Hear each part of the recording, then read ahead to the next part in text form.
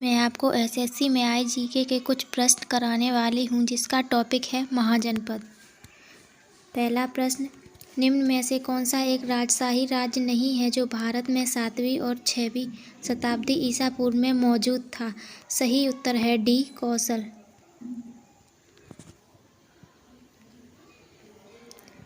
अगला प्रश्न,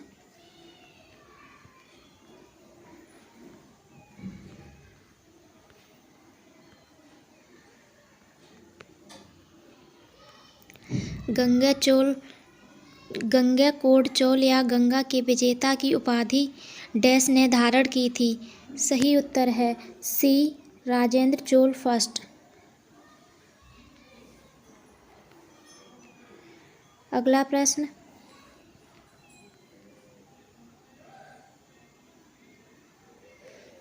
मध्य प्रदेश राज्य में खजुराहो के स्मारक डैश वंश के उत्कृष्ट निशान हैं? सही उत्तर है सी, चंदेल।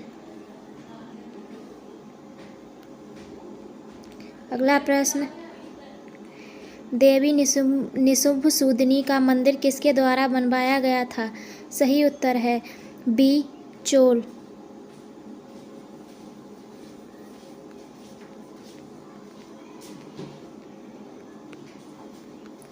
अगला प्रश्न, हर्यक वंश का एक शासक अजातशत्रु डैश का पुत्र था? सही उत्तर है डी, बिंबिसार।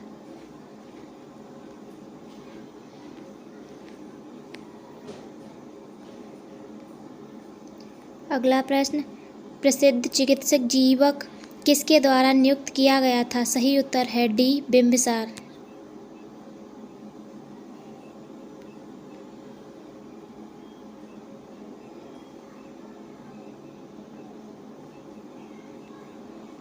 अगला प्रश्न, नंद वंश का अंतिम शासक निम्न में से कौन था? सही उत्तर है ए, धनानंद।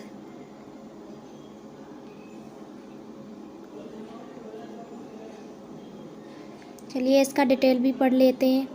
धनानंद नंद वंश के अंतिम शासक थे। वह राजवंश के संस्थापक उग्रसेन के 8 भाइयों में सबसे छोटे थे।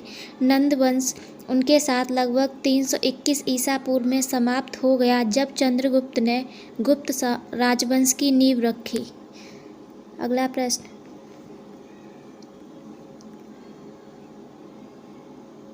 चौथी सदी ईसा पूर्व से पहले मगध की राजधानी डैश थी? सही उत्तर है ए, राजगृह।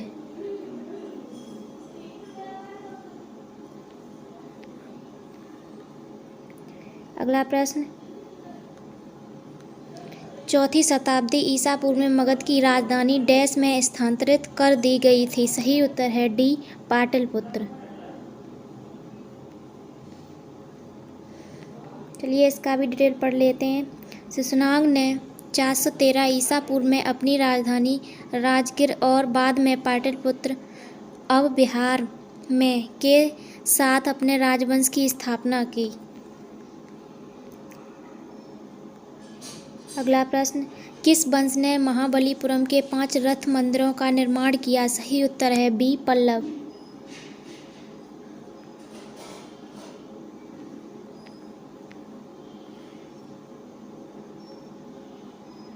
अगला प्रश्न,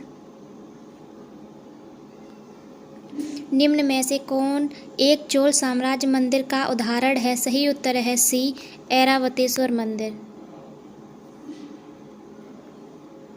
अगला प्रश्न, गौतम बुद्ध के जीवन के दौरान 7वीं तथा आरंभिक 6ठी सदी ईसा पूर्व में कितने महाजनपद अस्तित्व में थे? सही उत्तर है ए, 16।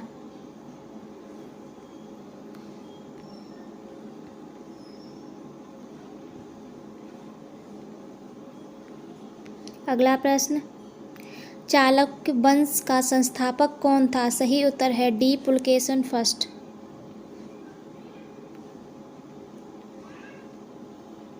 चलिए इसका डिटेल पढ़ लेते हैं। चालुक्य वंश की स्थापना पुलकेशिन प्रथम ने 543 ईस्वी में की थी। पुलकेशिन प्रथम ने वातापी, कर्नाटक के बागलकोट जिले में आधुनिक बादामी को अपने नियंत्रण में ले लिया और इसे अपनी राजधानी बना लिया। अगला प्रश्न, विक्रमशिला विश्वविद्यालय की स्थापना डैश द्वारा की गई थी। सही उत्तर है बी, धर्मपाल।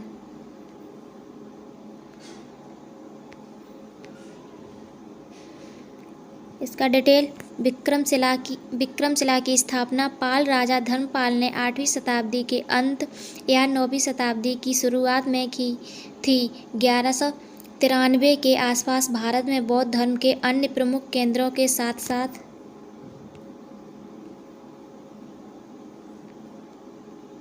बख्तियार खिलजी द्वारा इसे नष्ट करने से पहले यह लगभग 4 शताब्दियों तक समृद्ध रहा। अगला प्रश्न,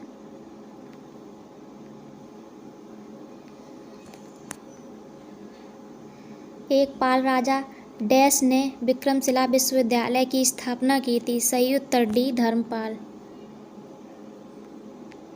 अगला प्रश्न, मिहिर भोज डैश के शासक थे। सही उत्तर सी, प्रतिहार।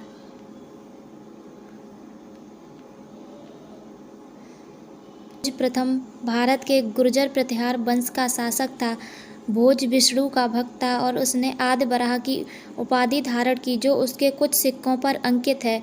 कन्नौज को लेकर प्रतिहार राष्ट्रकूट और पालों के बीच त्रिपक्षीय संघर्ष चला। अगला प्रश्न, बादामी चालुक्यों ने बादामी से पहले डैश को अपनी राजधानी बनाया था। सही उत्तर है बी, ऐहोल।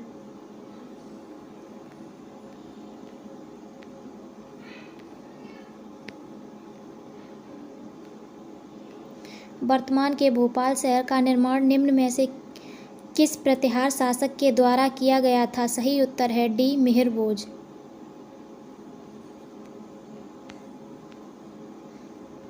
अगला प्रश्न,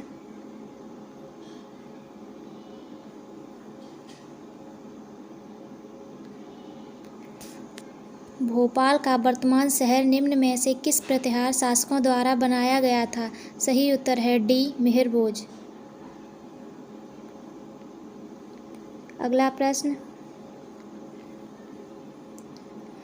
खजुराहो समूह के प्रसिद्ध स्मारकों का निर्माण डैश के द्वारा किया गया था। सही उत्तर है डी, चंदेल।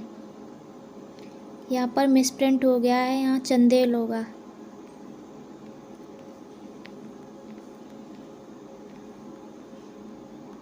चोल वंश के अंतर्गत किसानों की बस्तियों को किस नाम से जाना जाता था? सही उत्तर है सी, उर।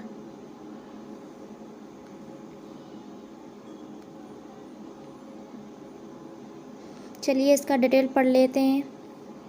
चोल वंश के अंतर्गत किसानों की बस्तियां उर के नाम से जानी जाती थीं। ये आगे चलकर सिंचाई और कृषि के प्रसार से समृद्ध हुई। ऐसे गांव के समूह ने नाडु नामक बड़ी इकाइयां बनाई।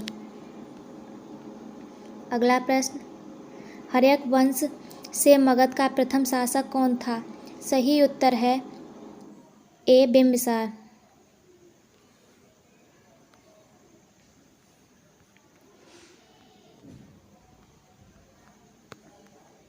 अगला प्रश्न, राजा धीराज चोल शासकों के राजस्व प्रशासन के संबंध में शब्द शाला भोग का अर्थ क्या था?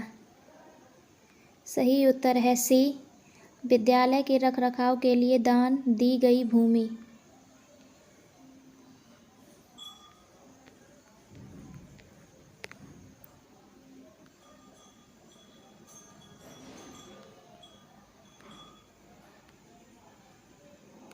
अगला प्रश्न, मगध एक शक्तिशाली महाजनपद होते हुए भी वैशाली में अपनी राजधानी वज्र सहित प्रशासन के एक अन्य स्वरूप के अधीन था, जो डैश कहलाता था। सही उत्तर है सी, गढ़ या संघ।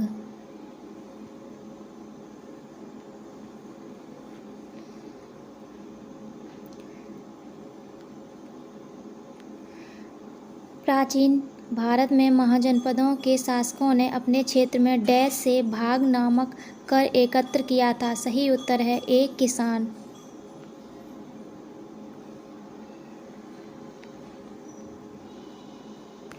अगला प्रश्न,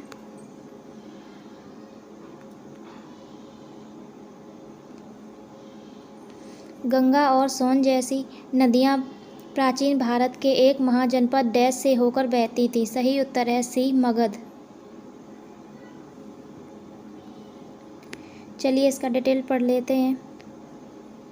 गंगा और सोन जैसी नदियाँ प्राचीन भारत के एक महाजनपद मगध से होकर बहती थीं। महाजनपद 16 राज्य या कुलीन गणराज्य थे जो दूसरी शहरीकरण अवधि के दौरान 6ठी से 4ठी शताब्दी ईसा पूर्व उत्तरी प्राचीन भारत में मौजूद थे।